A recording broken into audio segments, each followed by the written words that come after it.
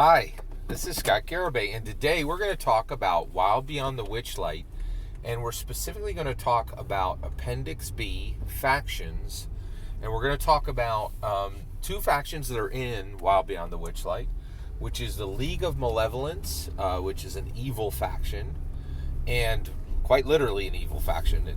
It's filled with evil characters, and alignment is back, baby. And a good faction, which is Valors Call.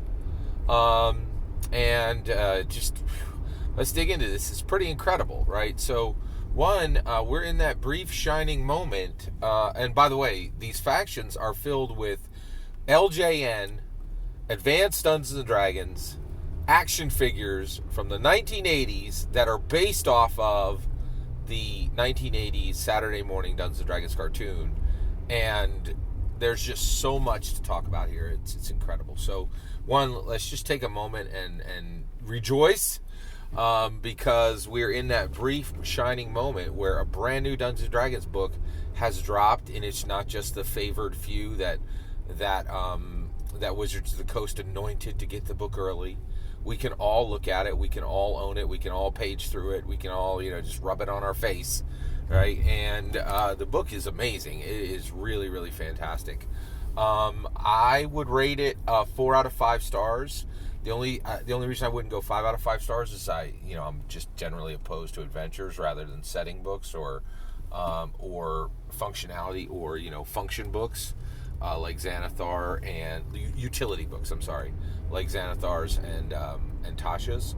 But this is an amazing book, and there's just I think any player that buys this and you're like, oh, Scott, players can't buy this. Like,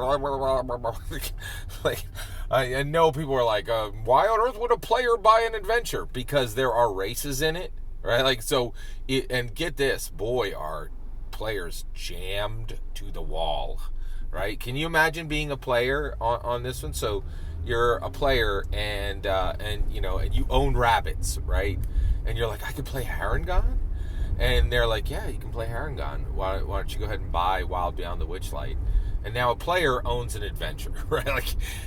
And get this, the races in this are half a page long, which I'm thrilled with. But, can you imagine buying this book for 2 pages of content? And they have thoroughly made it so that players need to buy this book if they want to play a Harengon or a fairy. And there are going to be hundreds of thousands, if not low millions of players, I think, that will want to play this, which is pretty crazy because and there's this whole huge, I'm losing focus. There's this whole huge question of who gets permission to buy what, right? Arguably, players should not be buying adventures, according to how most people think of permissioning to buy and read books. Of course, I'm for players, buying everything. But most dungeon masters are like, don't buy the adventure, you'll know all the secrets. But there are races in there, and players use races. It's a thing. So it's crazy. All right, let's dive into this. So just to be super clear, I am thrilled with this book. I just am so happy with it. I put $50 down. I bought it at my FALGS. I gave my extra $18 over Amazon. And so I'm $50 out of pocket, but the joy that I'm experiencing from this, I think is probably worth $300 or $400 to me. So the value supplied compared to the dollar spent is just way lopsided to my favor, and I'm blessed. I just really am fantastically I'm just loving this book. It's so good. All right, let's talk about these factions, okay? All right, so who's in the book? Who's in Appendix B, the factions section, right? Let's talk about the League of Malevolence, and let's talk about Valor's Call. So these are mirrored groups. One is evil and one is good, and they're very mirrored, right? So let's talk about the wizards, right? You got on League of Malevolence side, you have evil wizard Kellic, an action figure, right? And also in Quest for the Heartstone, which is a 1984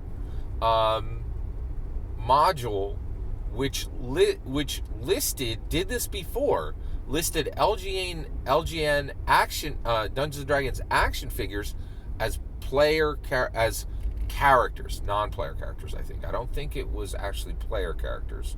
Very, very interesting, okay? So all these characters that I'm talking about, they were LJN action figures from the 1980s, asterisk. They were in the Dungeons & Dragons Saturday morning cartoon. They were in Quest for the Heartstone, an actual official Dungeons & Dragons 1E module that had characters from the LGN action figures as non-player characters, which is pretty incredible. It's really incredible, actually. Really something. It's quite amazing. So let's get back to it. So, League of Malevolence, Kellic, evil wizard. Okay, honors Valors Call, the good faction in Wild Beyond the Witchlight.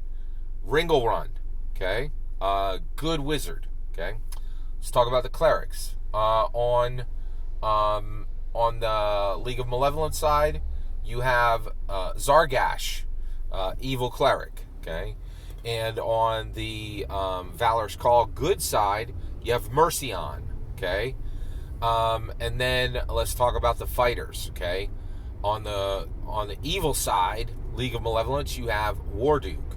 On the good side, you have Strongheart, Valor's Call. Okay, on the evil side, and then let's talk about thieves. Right, on the good side, you have a good thief called Malevolence. Right, a lawful good thief called Malevolence on the Valor's Call side, and on the League of Malevolence, you have a Zarek, an orc assassin.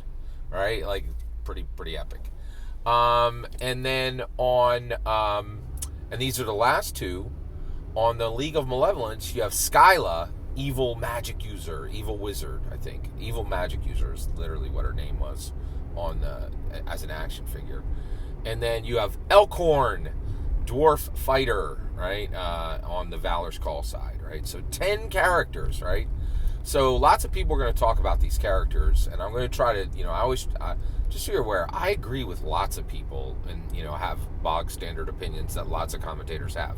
I never bring them to you, right? Why should I repeat stuff you're going to hear from other people, right? So I'm trying to bring you to stuff that's a little off the grid, right? So let's talk about the weird characters, okay? Malevolence is in Wild Beyond the Witchlight, and Malevolence, the female lawful good thief, is in Quest for the Heartstone, the Dungeons & Dragons 1E module, but she is not an action figure, right? I think she was in the show, but she never made it to the action figure side, okay? Zargash is the same thing. Not an action figure. In Quest for the Heartstone, in Wild Beyond the Witchlight, and I think in the Dungeons & Dragons 1980 cartoon, never made it to be an action figure. And then the last one, let's talk about Skyla, okay? Skyla is an action figure. However, she is outrageously rare. I had no idea how rare she was. One, I didn't know she existed. I had never seen her before, okay? And it took a significant amount of Googling to see if she was real, right? And because the reality is, because the way the internet works and the way communities work now, the way Dungeons & Dragons community work now, like Malevolence is not a real action figure, but it is a fake action figure that someone like literally, cobbled together like Etsy, you know what I mean? So but Skyla is a real action figure, but she is shockingly rare, right?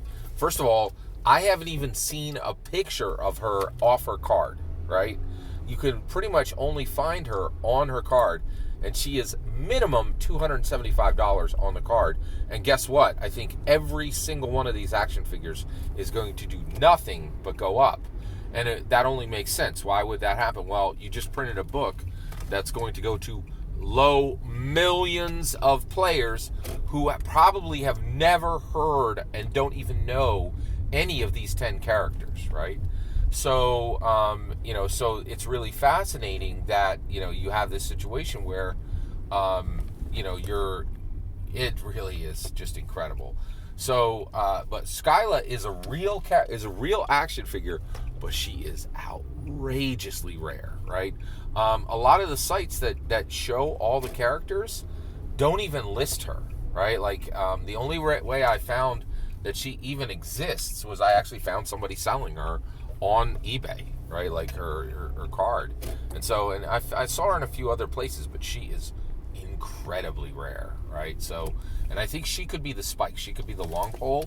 Like, if you want to collect all of these, if you want to collect all the action figures that are in Wild Beyond the Witchlight, she's going to be the hardest to get by far. So I'm just really loving Wild Beyond the Witchlight, and I'm really fascinated by this Appendix B. That's what I'm getting the most joy from, and what I find most interesting. Wartuk is amazing.